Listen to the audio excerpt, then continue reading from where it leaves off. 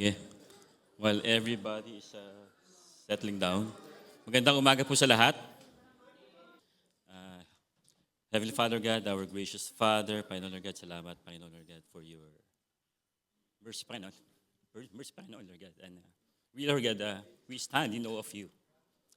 Lord, thank you, Lord God, for giving us, Lord God, the time to worship you, Panginoon Lord God.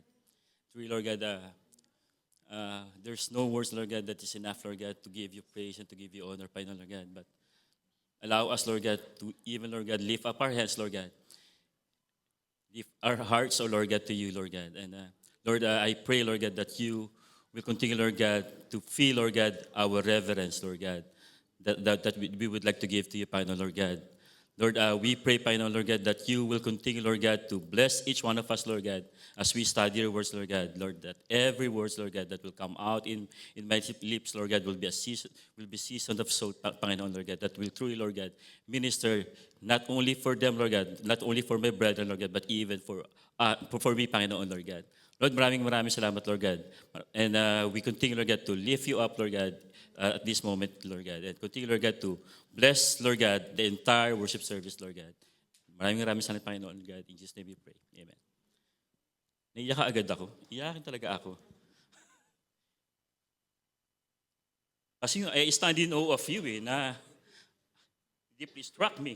Anyways. So yung nga, di ba nung Pastor Francis, patawa ka muna. The entire week is really a busy week for us. No? Si PJ, tinawag ako, sama kami sa Abu Dhabi, and that night ends really very night. Kasi nga, madilim, naliligaw siya. Hindi niya mabasa yung kanyang pupuntahan.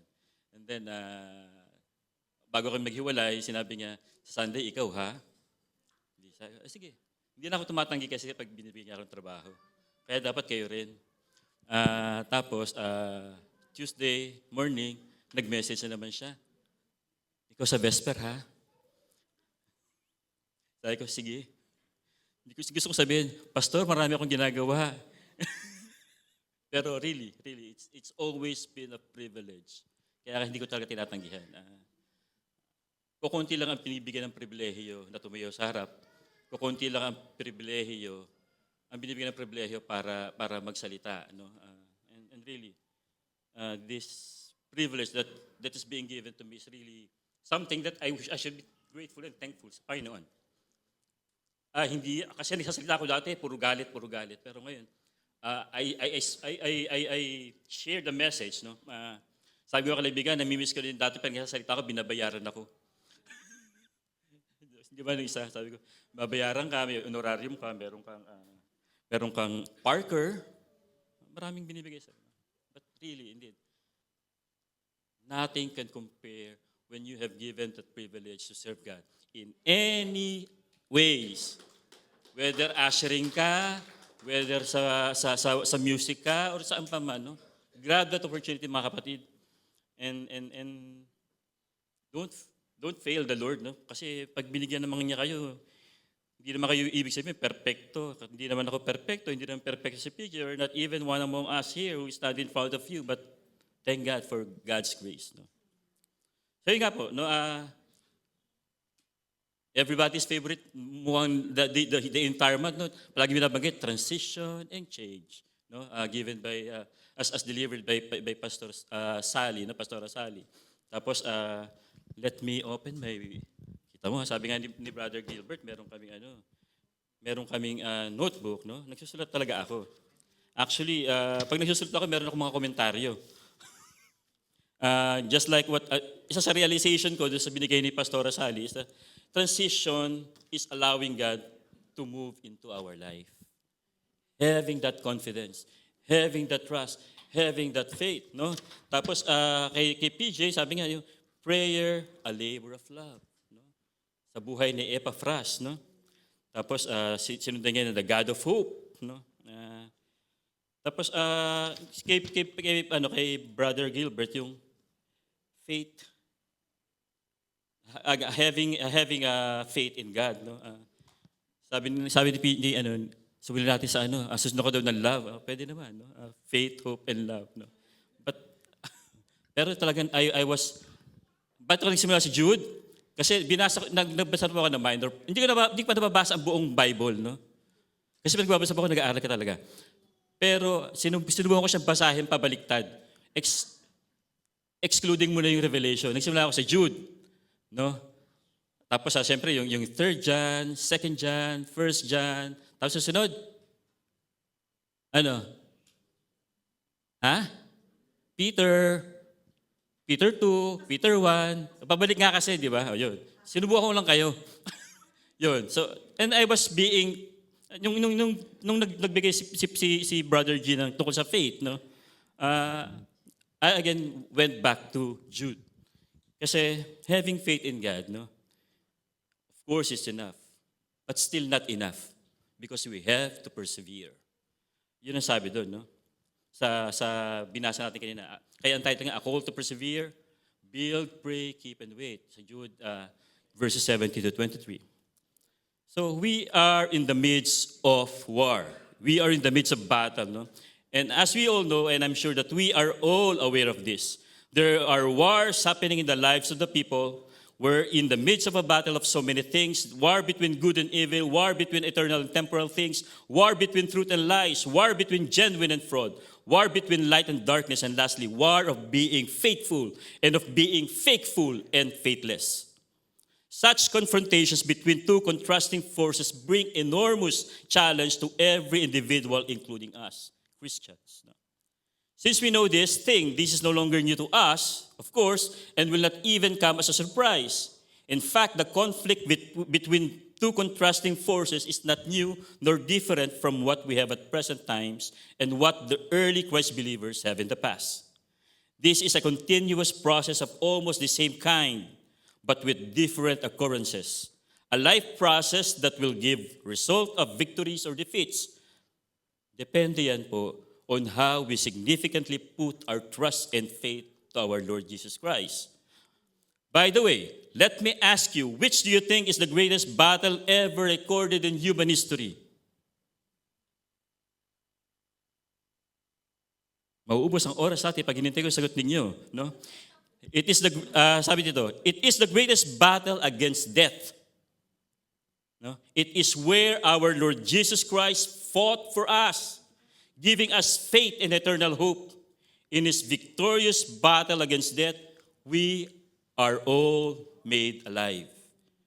Sabi ni Apostle Paul sa Colossians 2, chapter 2, verse 13 to 15, and you who were dead in your trespasses and the uncircumcision of your flesh, God made alive together with Him, having forgiven us all our trespasses by canceling the record of debt that stood against us with its legal demands. This He set aside, nailing it to the cross.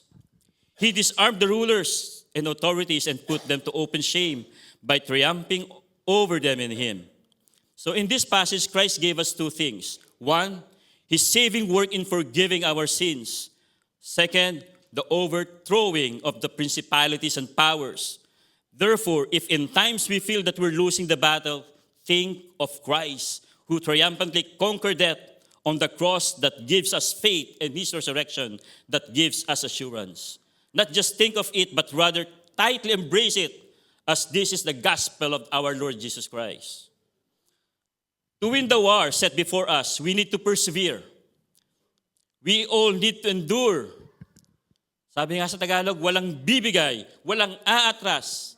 And together with King David, always say, for the battle is the Lord's. As we persevere and endure, let us be encouraged by what Jesus said in John 16:33. In the world you have tribulation, but take heart, I have overcome the world. Sa wikang Filipino, magdaranas kayo ng kapighatian sa sanlibutang ito, ngunit tibayan ninyo ang inyong loob, tapag tagumpayan ko na ang sanlibutan. This is one of our favorite verse, right? What I am saying right now is the most common thing that we think of when we hear the word perseverance.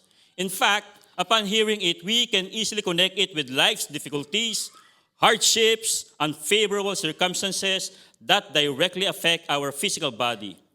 But life struggles happen in various aspects of an individual.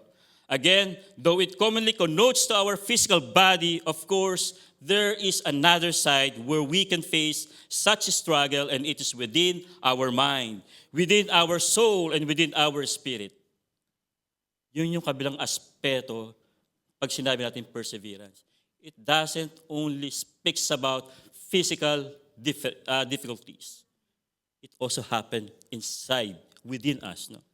And this will be the focus of our study, the perseverance that we need to remain faithful to Christ Jesus and to sound teachings. No? So allow me again to read the passage. No? Sabi sa Jude, verses 17 to 23, "But you must remember, beloved, the predictions of the apostles of our Lord Jesus Christ. They said to you, in the last time there will be scoffers, following their ungodly passions. It is these who cause divisions. Worldly people, devoid of the Spirit, but you, beloved, building yourself up in your most holy faith and praying in the Holy Spirit, keep yourselves in the love of God, waiting for the mercy of our Lord Jesus Christ that leads to eternal life. And have mercy on those who doubt. Save others by snatching them out of the fire.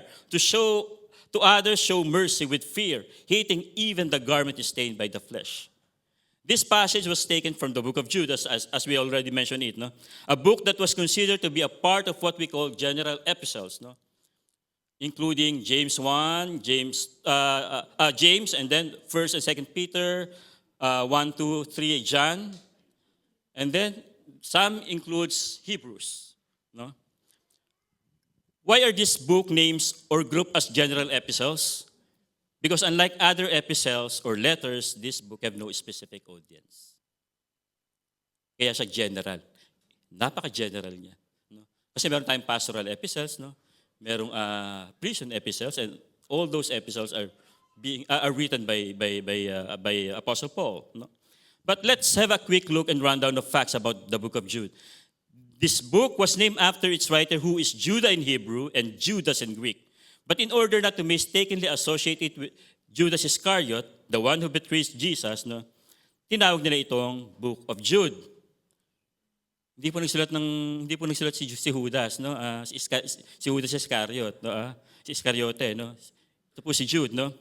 Since nothing in the book that mentioned about the destruction of tapos yung nasulat ito before the destruction of the Jerusalem temple, so it is assumed that this book was written around 65 to 68 AD.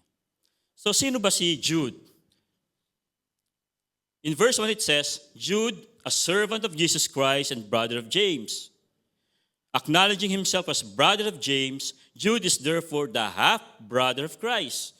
Just like the biological brother James, who identified himself as a servant of God and of the Lord Jesus Christ, Jude did the same and introduced himself as a servant of Jesus Christ. Hindi siya katulad ng ibang mga social climber, no? Yung mga kapatid nito, hindi sila mga sumasampit sa popularidad nung isang tao, no? Jesus, after his resurrection, a lot of people believes in him, right?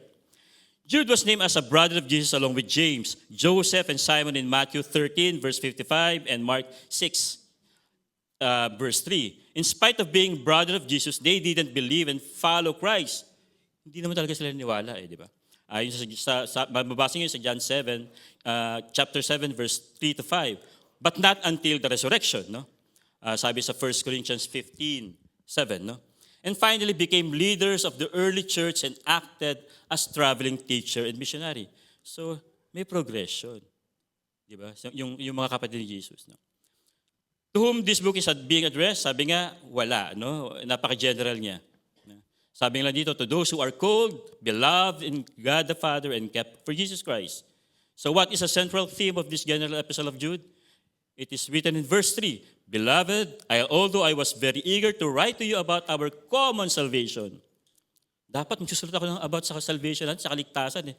Pero sabi niya, "I found it necessary to write appealing to you to contend for the faith that was once for all delivered to the saints. I first thank God through the Holy Spirit." No? Kasi nga, di ba sabi nga, dapat magsusulat tungkol sa salvation. Pero sabi, hindi. The Holy Spirit led him to write, no? With regards to the urgent issues the sign of the times, no? Sa ibon ako, meron kami tinatawag, sign of the times. Mga vital signs niya para makita mo na ano yung economic condition ng Philippines, political conditions. So, sila rin meron, no? Meron siyang signs of the times, no? Kaya and through the leading of the Holy Spirit, sinulat niya yung librong to, no? At ang topic ay yung tungkol nga sa to contend for the faith, no? And this is not a personal intention, but rather Jude's demonstration of how to be sensitive to the Holy Spirit, thus making this truly a Holy Spirit-inspired letter. There's a shift of supposed to be celebration to frustration. Jude's epistle is an appeal to contend earnestly for the faith, and this is the primary reason why he wrote this letter, very short letter and considered to be one of the shortest letter in the Bible, no? Kasama yung 3 John, 2 John, yung Philemon, Obadiah, and Jude, no? Being one of the top 5 shortest book in the Bible, Jude is considered also to be the only book in the New Testament that solely discusses and confronts the issue of apostasy, no? Or in other words, tumatalikod ka doon sa totoong katuruan, yung biblical teachings, no? Yung biblical faith. So, I have been assigned to share a short exhortation during last Wednesday's prayer meeting. And the passage that I have studied is Luke chapter 21, verse 34 to 36. That starts with the word but. Hindi ako masyado na-focus sa salitang but, no? Masyado ako na-apektuhan ng but na to. That change, sabi ko nga doon sa sinabi ko sa Vesper meeting, that changed the chaotic situation about devastations and destructions to a hopeful situations. That before that hopeful situation, there is Luke chapter 21, verse 34, giving us admonition or warning, but watch yourselves. In other words, Jesus Christ is giving his warning not to fall in the trap of the deceitful things that this world offers and not to be caught unprepared, primarily because of paying much attention to temporal things. Sounds familiar, di po ba? We are all guilty of this. No? Hence, putting Christ in the sideline, no? Busy kasi ako eh. Di ba? Dahil akong ginagawa. Di ba? Now again, there is this but. Again in Jude 17 and 20 that really got my attention. Unlike verses 17 and 20 in Jude that starts with but you, here's a twist, no? Iyaano ko muna kayo. Sa Ephesians 2, chapter 2, verse 4, it starts with but God, being rich in mercy because of the great love with which He loved us. And according to Martin Lloyd-Jones, these two words, but God, contains the essence of our Lord Christ's gospel, no? The Christian gospel. That's what he's referring to, of course. Hindi ko alam na meron parang ganung sermon si Martin Lloyd-Jones. And really, it is a blessing na pag nag-aaral ka, marami ka nadidiskubre at natututunan, no? So as sinners, we need mercy that I think should be massive or humongous because that mercy will come from a holy God. And what makes the mercy of a holy God rich, according to Ephesians chapter 2, verse 4? It is because of His great love. What makes it a great love? He loved us. Past tense, no? Nauna na siya na nagbigay ng dakilang pagmamahal sa atin. This is what it says in 1 John 4:19. Alam na natin lahat to, di ba? We all love to hear this. We love because He first loved us. To use the word but is to connect two contrasting ideas or concepts, no? That's why, but God is so powerful because a God that is rich in mercy and with great love gets connected with a man who is dead in the trespasses and sin. Isn't it a great love story? Of course, no? It is indeed a great love story. Verse 17 of Jude is again a shift and a turn around from the false teachers and apostates or the people who defect from the true teachings of the apostles are doing, no? Jude is instructing the believers to remember the apostles' predictions, which can be found in verse 18 to 19. Una, there will be scoffers, no? May mga manuluya, no? Individuals who will follow their own ungodly passion. Pangatlo, that there will be individuals who will cause disunity and divisions. Pang-apat, worldly people. Panglima, devoid of the Spirit, or in other Bible translations, not having Spirit. But you must remember, no? They already knew these things. They've heard it, right, from the apostles' mouth or even from Christ Jesus, who said in Matthew chapter 7, verse 15, sabi ni Kristo, beware of false prophets who come to you in sheep's clothing, but inwardly are ravenous wolves. There are also those pastoral epistles of Paul to Timothy that says, for the time is coming when people will not endure sound teaching, but having itching ears, they will accumulate for themselves teachers to suit their own passions and will turn away from listening to the truth and wander off into myths. Hindi na mahalaga yung totoo. Ang may importante, nakikilita ako. Something that will give me interest talaga uy, manifest. Claim it. No? Sabi nga ni PJ, no? So, not only that they are called false prophets, but they are also called as false apostles. Sabi sa 2 Corinthians 11, verse 13, they are also called false brothers. 2 Corinthians 11:26, false teachers. Sa 2 Peter chapter 2, verse 1, false speakers or liars. Sabi sa 1 Timothy 4:2, and false Christ. Matthew 24, verse 4. Hence, Jude in his writing is instructing us to remember or recollect those words that were said long before these false teachings and false prophets are made known. But prior to his instructions of you must remember, Jude in verse 5 has already instructed the readers to be reminded by saying in verse 5, now I want to remind you. Una, remember. Pinapaalala ko sa inyo, ha? Sabi niya sa verse 5, now, I want to remind you, pinapaalalahanan ko kayo. So in this verse, sa verse 5 no, ng book ni Jude, there is a provocation that Jude wants to happen. A strong appeal in his readers' minds of the painful memories and destructive events that have been experienced by the Israelites due to their unbelief. The disobedient angels who left their proper dwelling, no? The sexually immoral people of Sodom and Gomorrah, who have been punished in eternal fire. Story of Sodom and Gomorrah, and the long list just went on and on and on. Until again, this word, but you. So in verse 20 to 21, it says again, but you, beloved, building yourselves up in your most holy faith and praying in the Holy Spirit, keep yourselves in the love of God, waiting for the mercy of our Lord Jesus Christ that leads to eternal life. Actually, dapat po yung title talaga niyan, A Call to Persevere, tama yun, no? Dapat building, praying, keeping, and waiting. May malaking difference? Malaki, di ba? Sino yung English teacher? Di ba? Di ba pag ing, di ba, yung sinasabi progressive, continuous, di ba? Kaya sabi ko kawawa lang si Brother Gilbert, mahaba. Ginawa ko ng build, pray, keep, and wait, no? Jude asked his reader to remember what the apostles of our Lord Jesus Christ said about apostasy, about false teachers and false teachings. And he didn't stop. Therefore, he again provokes their mind by reminding them of the morbid things that have happened in the lives of unbelieving and disobedient peoples, including angels. Di ba? Pag sinabi yung mga, di ba, ako natanda ko lang, nag-aaral ako ng Bible sa ibang reliyon. Nag-asawa yung mga angel, kaya may matatangkad daw. Pero higante, no? Jude shows them his love and concerns. No, sa short episode na to. Thus calling them beloved, not once, but twice, through the instructions and guidelines that he specified in verses 20 to 21.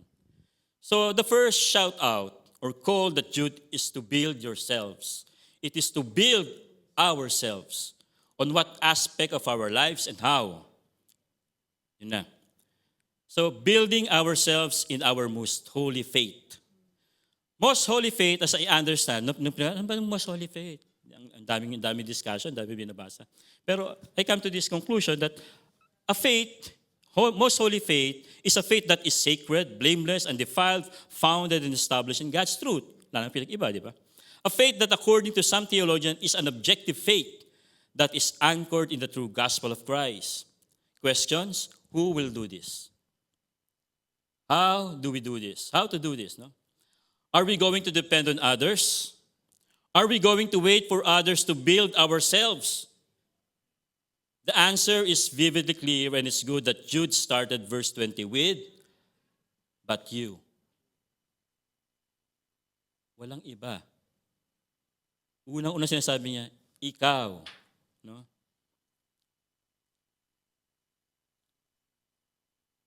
Yes, sabi nga, it's you. As we are instructed in this general episode to build ourselves, building ourselves will definitely start within ourselves. It will start and begin in you.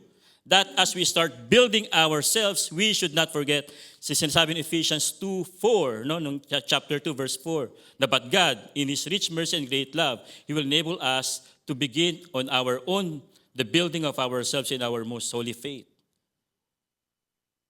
There is something that we can tutungtungan natin, no? Since it will start on you, yung sinasabing you, building yourself is therefore a personal and intentional thing. Personal in a sense that you make it your own responsibility in holding yourself personally accountable to God. It is not secret na isa ako sa nagtatambol ng discipleship sa church. Kasi ako gusto ko ma-disciple. Di ba? And PJ, with all his strength, with all his might, talagang sinimula namin yon. But it didn't stop there. Kasi nga, discipleship can also start within us. Di ba? It is our responsibility. Huwag natin iasa yung ating spiritual growth and maturity sa pastor, sa leaders. Kasi meron naman po tayong Bible. Sinong merong Bible? Taas ng kamay. Yung iba wala. Dapat lahat kayo nagtatas, di ba? Kita mo yung bata nagtatas, kayo. All of us will have Bibles, no? Pag wala daw, bumili kayo. Yun din ang sabi ko kay Lenny, mas maganda binibili. Huwag kayong masa sa bigay. Bigyan nyo yung sarili nyo. Di ba? Sabi sa Colossians chapter 2, verse 6 to 8, no, matutulungan tayo to better understand yung building, no? Yung building ourselves. No? Therefore, as you receive Christ, Jesus the Lord, so walk in Him, rooted and built up in Him, and established in the faith just as you were taught, abounding in thanksgiving. See to it that no one takes you captive by philosophy and empty deceit, according to human traditions, according to elemental spirits of the world, and not according to Christ. No? Yung walk in Him. No? Sabi nga, I have been reminded yung sa ginagamit ko yung picture ko sa Zoom, yung verse 17, Psalm verse 17, 5. No? Sabi doon, my steps have held fast to your paths, my feet have not slipped. So I will not lose track. Susundan lang kita, Lord.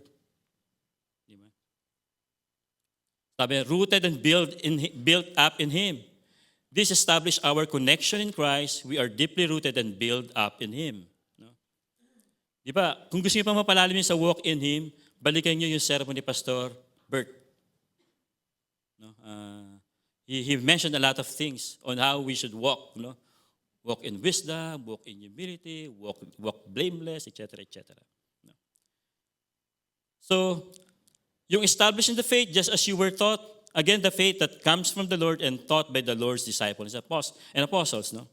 So, abounding in thanksgiving, which means as a believer of Christ, we are to be humble. And being humble is being grateful. In building our most holy faith, we need to be intentional in depending on His Word, the Holy Scripture. It is the only source of God's Word, no? And certainly the central source of our spiritual growth and maturity. To build ourselves in our most holy faith, we are called to stand firm against falsehood, saying that there's no other gospel, as what Apostle Paul said in Galatians 1, 6 to 9, no? Chapter 1, verses 6 to 9. One thing that strikes me when I am preparing this message is the word building or build. To better appreciate this word and its original meaning, I tried looking at its Greek word, which is epoikodomeo. That means to build upon. It means building on top of something. So, hindi naman talaga sa atin lang. No? Hindi lang tayo, hindi lang aasa sa meron tayong tinutungtungan. No?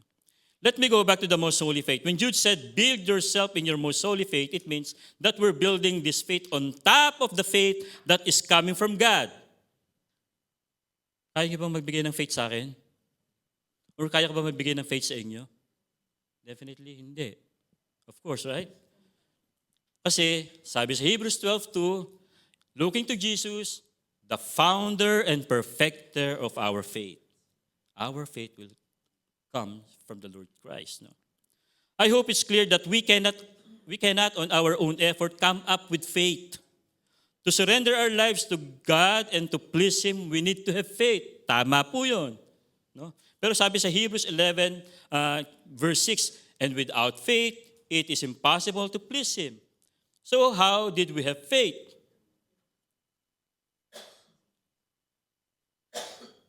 Romans 10:7. Di po ba? 10:17.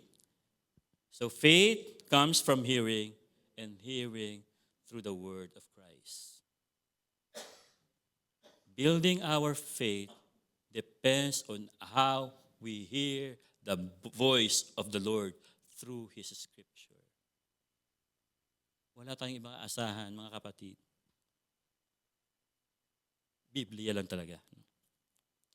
Second, no? Building ourselves by praying in the Holy Spirit. The second instructions or guidelines given by Jude is to build ourselves by praying in the Holy Spirit. Again, just like faith, our prayer is built upon the Holy Spirit. Building ourselves in the Holy Spirit is Paul saying in Romans 8:26. Likewise, the Spirit helps us in our weakness. For we do not know what to pray for as we ought, but the Spirit Himself intercedes for us with groanings too deep for words. And He who searches hearts knows what is the mind of the Spirit, because the Spirit intercedes for the saints according to the will of God. As I am meditating on this passage in Romans, I can't help myself but to be reminded of Jesus' prayer in the Garden of Gethsemane. In His deepest sorrow, Christ was able to pray and utter the word that for that time, no, it is really painful. Sabi niya, not as I will, but as you will. And repeated almost the same word, no? Your will be done. Understanding that Christ being 100% God, He is also 100% human. Kilala niya tayo. Kilala niya yung mga tao, kung paano siya imamak. No? Paano siya sasaktan, up to the extent na paano siya papatayin.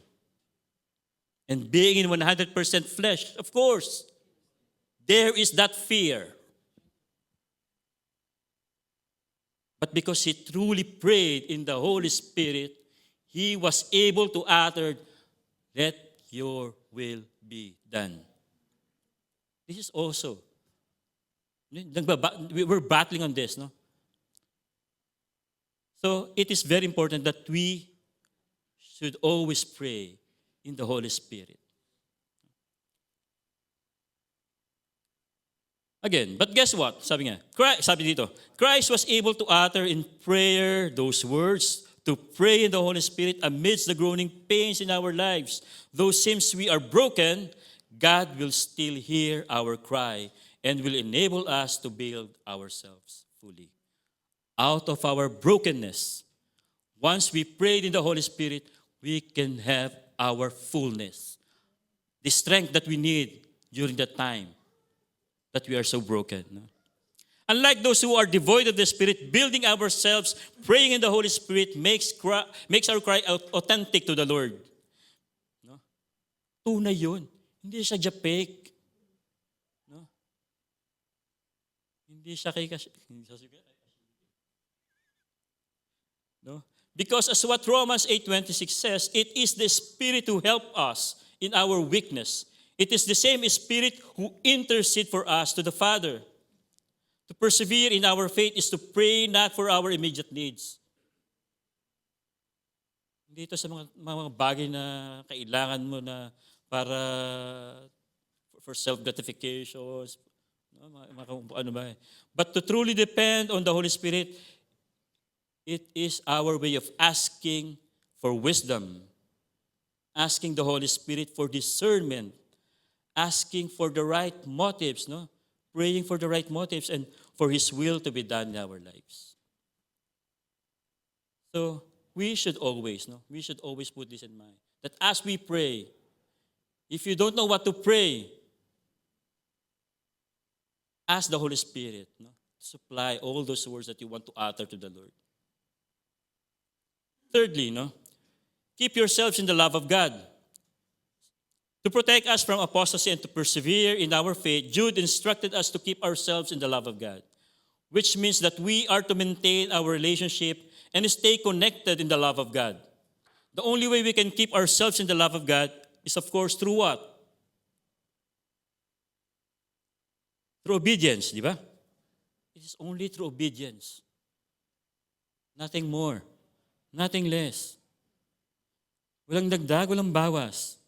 It is only through obedience. Apostle John had written so many passages about this. In fact, one of these is John chapter 14, verse 15 to 21. No? And it was the first passage that I studied and delivered when given the privilege to be a part of this pulpit ministry. Last October 15, 2023. Mag-a-anniversary na po ako. Mauna nga lang po yung birthday ni PJ. Pero mag-a-anniversary na po ako sa gawain ito. And really, it is only through God's grace and mercy that I can be able to stand here. No? Kasi may trabaho ka rin, may asawa ka rin kasama dito, kahit wala yung mga tatlo mong anak. No? Tapos meron ka pang magulang, meron ka pang maraming ampon. No? Di ba? So yun. No? It is our obedience that gives harmony to our relationship with God and His love. This is probably the reason why Jesus asked Peter 3 times in John 21, verses 15 to 19. Same questions of, do you love me? And the last word of Jesus in this conversation is what? Follow me. Follow me. It is Jesus' demonstration of His love not only to Peter but for all of us. It is Jesus' demonstration of persistent pursuit of harmonious love. Keeping connected with the Lord, magkakaroon na siya ng harmony when we are in obedience to His will upon our lives. Kaya tayo minsan nahihirapan. Ang hirap naman sumunod kay Lord eh. Di ba? Ang hirap naman sumunod kay Lord. Sabi nga, ganito. Paano hindi hirap, hindi ka sumusunod? Di ba? Sunod ka muna. No? Thirdly, waiting for the mercy of our Lord Jesus Christ. To persevere in our faith is to lift our eyes heavenward to know how to wait for the blessed hope. As what Paul writes in Titus chapter 2, verse 13, waiting for our blessed hope, the appearing of the glory of our great God and Savior, Jesus Christ. As believers who wait for the blessed hope, we are to be earnestly expectant of having that attitude in life that is being motivated by Christ's return or His second coming. To wait doesn't mean that eternal life is not in our present possession. No? Kasi di ba sabi nga doon, di ba, yung to wait, no? Sabi niya sa, balikan ko lang siya, no?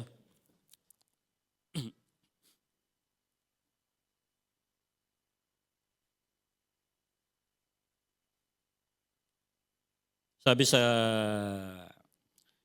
verse 21, no? Waiting for the mercy of our Lord Jesus Christ that leads to eternal life, no? Ibig ba sabihin, wala tayong eternal life when we receive Christ? Kaya kasi sinasabi dito, let's have this understanding, no? To wait doesn't mean that eternal life is not in our present possession when we receive Christ.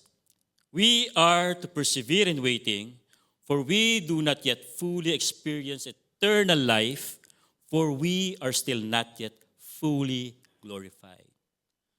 Our eternal life begins from the moment you genuinely accept Christ as your Lord and Savior. Hindi po yun after ka mamatay. No? Hindi po yun after mamatay. No? It starts when you said, yes, Lord, you will be my Lord and Savior. In Luke chapter 21, verse 36, Christ gave us warning, but stay awake at all times, praying that you may have strength to escape all these things that are going to take place and to stand before the Son of Man. In this passage, Jesus is telling us to be in constant alertness and prayer, to be constant in waiting, no? To be constant in waiting, alert in our alertness, constant in prayer. You can say that you are making it as your lifestyle. And it should always be our delight to expect the Lord's second coming. That as Jesus comes, we are in constant alertness of not just waiting, but watching ourselves, of being worthy and in our most holy faith. So all these four, keeping, building, praying, keeping and waiting, those are edifying ourselves, strengthening ourselves. For what? Yung sagot, nandun din. No? We are to show brotherly concerns for others. The outward, no? Diba? The outward. As we follow Jude's instructions to persevere in our faith, we are also being reminded to have that brotherly concern for others who have been trapped in false teachings and deceived by the false prophets. So we can read this in verse 22 to 23, which says, "And have mercy on those who doubt, save others by snatching them out of the fire. To others show mercy with fear, hating even the garments stained by the flesh." Ibig lang pong sabihin, we are into the mission of saving others. The reason why we are strengthening ourselves, building ourselves, is for others to be saved as well. Mailigtas din sila. So in this passage, Jude asks his readers to have an appropriate way of saving those peoples who have been victimized or peoples who gave in to the wrong teachings of the false prophets, apostles, and teachers. At marami po tayong kakilalang ganun. Our church is not exempted sa sinasabi ko ito. Nakalulungkot yun kasi may mga ilan-ilan na nakasama mo sa lahat maraming gawain. No? Pero nakita mo sila pinupuntahan pa sa kanilang mga bahay-bahay. No? Nagba-Bible study kayo doon. Inom lang po ako ha.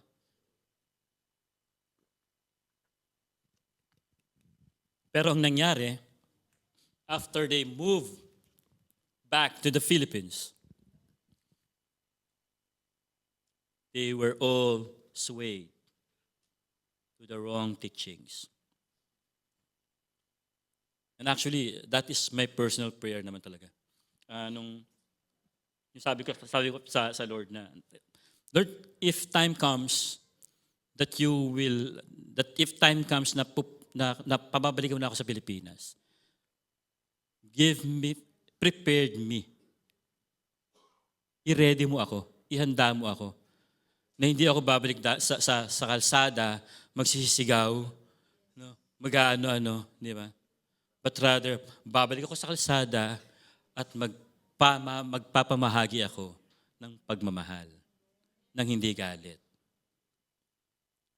And I remember, when Bigan went back to the Philippines, he is always in my prayer. Alam ko yung Marikina eh. Meron diyang for the boys. Alam ko yung Marikina dahil ang pinupuntahan kong barkada ay taga-Kainta, taga St. Dominic lang. Tapos pumunta ka lang sa bayan, marami doon.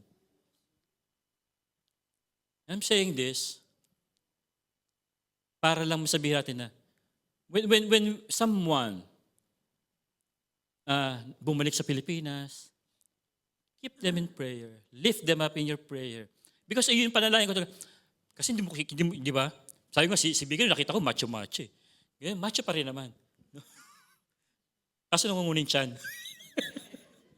No? Di ba? Di ba? Pero when he accepted Christ, we are all blessed. Nung nakita ko siyang tumaas ng kamay, I am so blessed. And I hope all of you are blessed. Ako hindi ako nabibless sa mga babaeng tumataas ng kamay.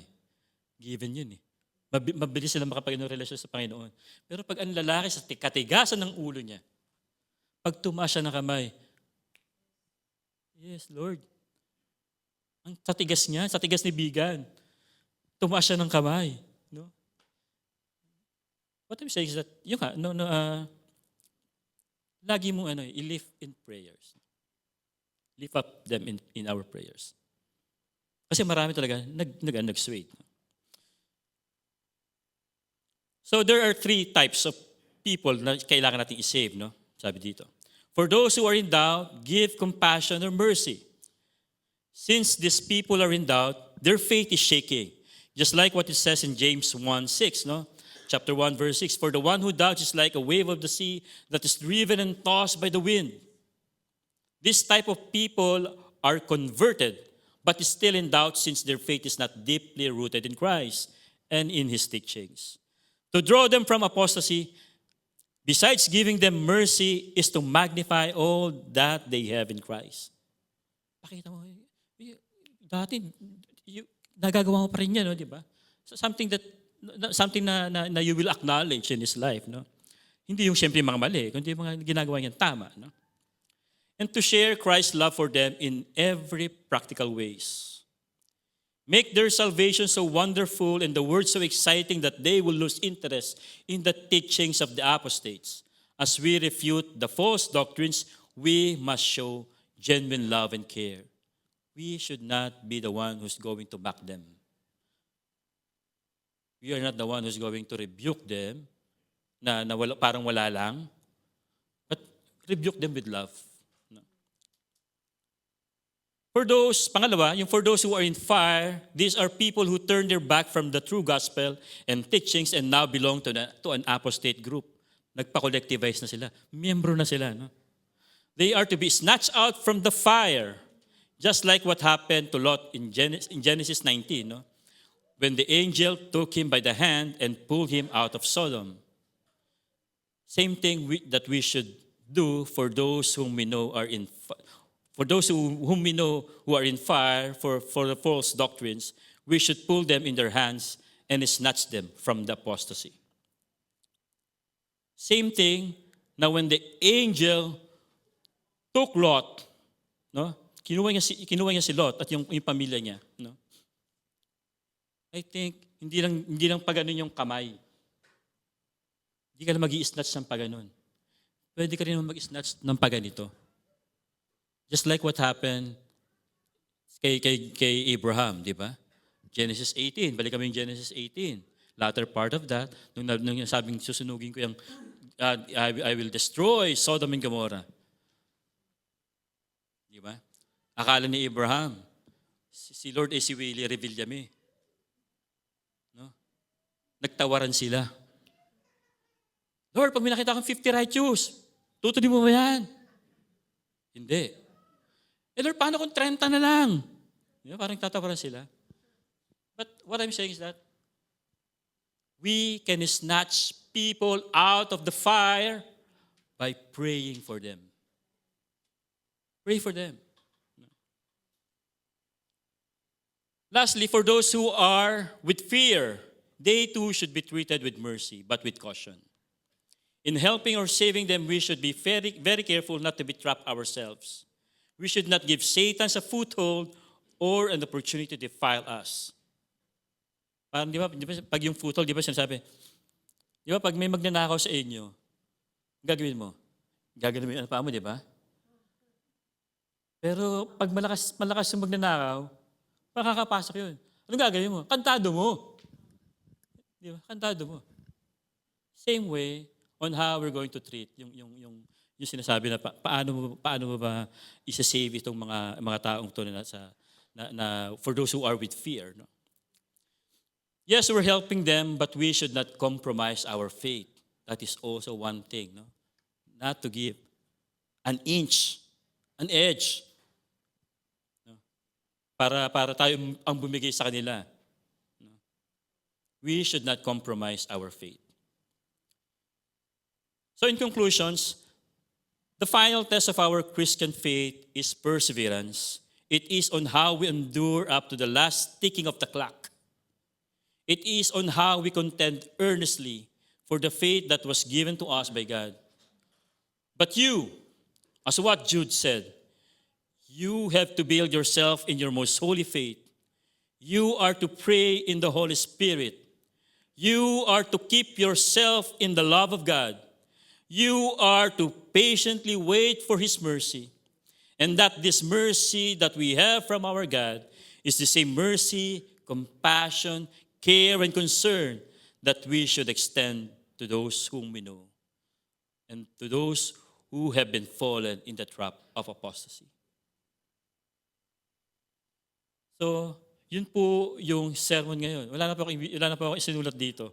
But definitely, may this message resonates to every inch of our soul, to every inch of our spirit. That we can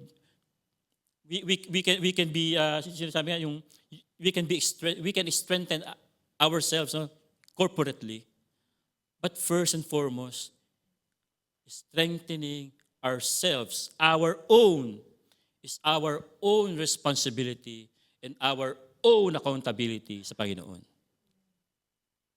If you think that no one is discipling you and you need one, magtap ka na ng kapatid. Pag tumanggi, sabi ko niyo, pag tumanggi, sumbong mo kay PJ. Yun lang naman yun. Wala na ibang pagsusubungan. No? Si PJ lang. But when you ask for the discipleship, be serious on it. Sabi nga, I am the one who is really very vocal about discipleship. Because I know discipleship means a lot to each and every individual, to each and every believer. Hindi siya yung tipong kwentuhan lang. Well, kwentuhan is okay. But more than kwentuhan, learn how to disciple each other. If you know that from within you you can disciple others kahit isa lang, so be it. Diba? So we can build ourselves in doing discipleship naman. No? It worked both ways. And even kahit yung building ourselves is also building the entire church. Building ourselves is strengthening not only ourselves, but is strengthening the church. Amen? Let's pray. Heavenly Father God, we thank you. We bless Panginoon, Lord God, for this morning, Lord God, that through Lord God, it is our responsibility, Lord God, to build ourselves, Lord God. But we know, Panginoon, that even before we build ourselves, Lord God, we have a foundation in you, Lord God, where we can put our trust and hope, Lord God, that we can truly build only ourselves, Lord God, through the foundations you have given to each one of us, Panginoon, Lord God. Lord, may this message, Lord God, as I've said, Lord God, may resonate, Lord God, to each and every one of us, Lord God, that truly, Panginoon, we will love to see each one, Lord God, reading the Bible, studying your words, Lord God. Just like what I have read, Lord God, in one commentary, na umpisa ng umaga, ng no Bible, no breakfast, Lord God. Lord, may it be our mantra. May it be our call, Panginoon. May it be our shout out for our everyday life, Lord God, that before we take our coffee, before we take our breakfast, Lord God, we will face, Lord God, we will find our Bible and read and study your word, Panginoon, Lord God. That in that way, Lord God, we will be able, Lord God, to establish a foundation, Lord God, that is truly in your teachings, Panginoon, Lord God, in your words, Panginoon. Lord, maraming salamat, Lord God, muli, Lord God, sa opportunity, Panginoon. And may you continue, Lord God, to edify, Lord God, ang church na ito, Lord God. Kay may Panginoon, Lord God, ay may mapalakas niyo, Panginoon, Lord God, and truly, Panginoon, Lord God, magamit ninyo, Lord God, sa inyong kalawalatian at kaharian, Panginoon, Lord God. Lord, maraming salamat, Panginoon. Sa inyo lang po ang kapurihan at ang karangalan sa banal na pangalan ng buktong na ng Yesu Kristo. Amen. Amen.